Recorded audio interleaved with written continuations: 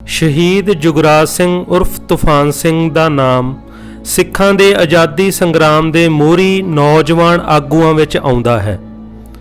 शहीद भाई जुगराज सिंह की शख्सीयत विच सब तो विलक्षण गल यह है कि शहीद जुगराज सिंह लई जिन्ना प्यार सिख संगत विच नज़र आउंदा है, हिंदू भाईचारे विच भी ओह उन्ने ही सत्कारत सन। इस गल की गवाही उन्हां दे अंतिम संस्कार वेले दा ਉਹ ਸਮਾਂ भरदा है ਜਦੋਂ कई सरकारी रोकां ਅਤੇ सख्तियां ਦੇ बावजूद उन्हां दी अंतिम अरदास मौके 4 ਲੱਖ ਤੋਂ ਵੱਧ ਦਾ ਇਕੱਠ ਹੋਇਆ ਸੀ। इस इकट्ठ विच वड्डी मात्रा विच हिंदू भाईचारा शामिल होया ਅਤੇ उस समय दे बीजेपी आगू दर्शन लाल चोपड़ा ने भी हाज़री भर के कहा सी कि जुगराज सिंह हिंदुआं दी ढाल सी, जिस दी छत्रछाया हेठ ਉਹ सुरक्षित महसूस करते सन ते अज ਉਹ इकल्ले रह गए ਹਨ। ते सचमुच ही सरदार जुगराज सिंह उस जंग दे माहौल विच खुलेआम इलाके दे हिंदुआं नूं अपने भैण भरा दसदे होए कहंदे सन कि उन्हां दी लड़ाई स्टेट नाल है। आम लोकां दा किसी तरह दा नुकसान किसी भी धिर वल्लों ਉਹ बर्दाश्त नहीं करनगे। इन्हां बोलां नूं पगाउण लई ਉਹ पंजाब विचों घर छड्ड के जा चुके हिंदू परिवारां नूं वापस वसाउण लई यूपी तक जांदे रहे सन। जून 1984 विच दरबार साहब ते भारती फौजां दे हमले ने पंजाब नूं अजिहा जख्म दिता जिस नूं सिख जवानी ने सूरज बना लिया। जुगराज सिंह ने होर भी हज़ारां सिख नौजवानां वांग कौमी आज़ादी अते स्वै माण लई निक्की जही उमरे हथियारां नूं हिक नाल ला लिया। वीरो यह लड़ाई इंसाफ की है, यह कोई साडी चलाई हुई लड़ाई नहीं है, यह गुरु नानक साहब की लड़ाई चलाई हुई है जिहड़ी गुरु साहब ने बाबर बादशाह नाल लड़ी सी।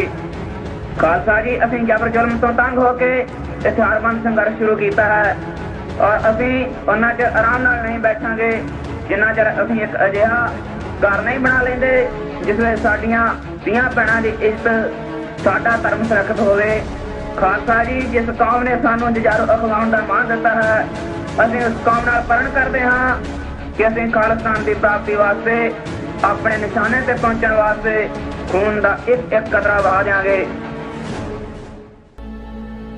18-19 सालां दी उम्र विच ਇੰਨੀ सुहिरदता ਅਤੇ ਬਹਾਦਰੀ ਜਿਹੇ ਮਹਾਨ ਆਗੂਆਂ ਵਾਲੇ ਗੁਣਾਂ ਨਾਲ ਲਬਰੇਜ਼ ਸ਼ਖਸੀਅਤ ਉਹਨਾਂ ਵੱਲੋਂ ਕੀਤੇ ਗਏ ਹੈਰਾਨੀਜਨਕ ਵਾਕਿਆਂ ਦੀ ਬੁਨਿਆਦ ਸੀ। ਇੱਕ ਵਾਰ ਜਦੋਂ ਸਿੰਘਾਂ ਨਾਲ ਕਿਸੇ ਮੀਟਿੰਗ ਵਿੱਚ ਹਿੱਸਾ ਲੈਣ ਜਾਣ ਲਈ ਉਹਨਾਂ ਨੂੰ ਕੋਈ ਸਾਧਨ ਨਹੀਂ ਮਿਲ ਰਿਹਾ ਸੀ ਤਾਂ ਆਪਣੀ ਉਂਗਲ ਨੂੰ ਕੱਪੜਿਆਂ ਹੇਠ ਪਿਸਤੌਲ ਨੁਮਾ ਆਕਾਰ ਬਣਾ ਕੇ ਕਿਸੇ ਰਾਹਗੀਰ ਦੀ ਪਿੱਠ ਨਾਲ ਦਾਬ ਦੇ ਕੇ ਉਹ ਸਮੇਂ ਸਿਰ ਪਹੁੰਚਣ ਵਿੱਚ ਕਾਮਯਾਬ ਹੋਏ ਸਨ। ਪੁਲਿਸ ਮੁਤਾਬਕ 150 ਤੋਂ ਉੱਪਰ ਕਤਲ ਕੇਸਾਂ ਵਿੱਚ ਉਹ ਲੋੜੀਂਦੇ ਸਨ। ਮਾਝੇ ਦੇ ਪਿੰਡ ਚੀਮਾ ਖੁੱਡੀ ਵਿੱਚ 1971 ਵਿੱਚ 5 ਭੈਣਾਂ ਤੋਂ ਬਾਅਦ ਜਨਮੇ ਉਹ ਇਕਲੌਤੇ ਪੁੱਤਰ ਸਨ, ਜਿਸ ਕਰਕੇ ਸ਼ੁਰੂ ਵਿੱਚ ਉਹਨਾਂ ਨੂੰ ਪੰਥਕ ਸੇਵਕਾਂ ਵੱਲੋਂ ਖਤਰਿਆਂ ਬਾਰੇ ਆਗਾਹ ਕਰਦਿਆਂ घर परिवार का ध्यान रखण की भी सलाह दी सी, पर जज्बा ऐसा सी कि छोटी उम्र विच ही हथियारबंद संघर्ष विच कुद के जथे की रहनुमाई करन लग पे सी। सूरमे ने फतेह जां शहादत के असूल नूं अपने अंदर इस कदर वसा लिया सी कि 1990 विच जदों BSF का घेरा पै गया तां अपने साथियों नूं तकीद कीती सी कि जेकर घेरा तोड़ के निकल सको तो निकल जाओ, पर जिउंदे जी पुलिस के हथ नहीं आना। फौज भी उन्होंने AK-94 राइफल के फायर तो इन्ना डरदी सी कि जिस गदार ने उन्होंने इतलाह फौज नूं दित्ती सी उस तो भाई जुगराज सिंह की राइफल की पिन भी चोरी करवाई गई। हालांकि मुकाबला सैकड़ियां नाल 5 जणियां दा ही बनदा सी। सख्त बुखार के बावजूद भाई जुगराज सिंह ने निर्दोष पिंड वासियों नूं बचाउण लई पिंड माड़ी बुच्चियां तो बाहर पुलिस नूं मुकाबले लई ललकारिया, जिथे वह अपनी योजना मुताबक 3 ਸਿੰਘਾਂ नूं घेरे विचों कड्ढण विच कामयाब रहे, पर पैर विच गोली लगण कारण खुद बुरी तरह फट्टड़ हो गए।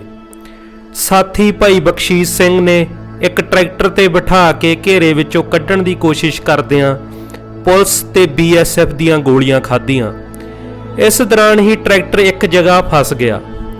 ਪੁਲਿਸ ਦੀਆਂ ਲਗਾਤਾਰ ਗੋਲੀਆਂ ਦੀ ਵਾਛੜ ਹੇਠ ਭਾਈ ਜੁਗਰਾਜ ਸਿੰਘ ਨੇ ਆਪਣੀ ਆਖਰੀ ਸਵਾਸ ਪੰਥ ਲੇਖੇ ਲਾ ਦਿੱਤੇ।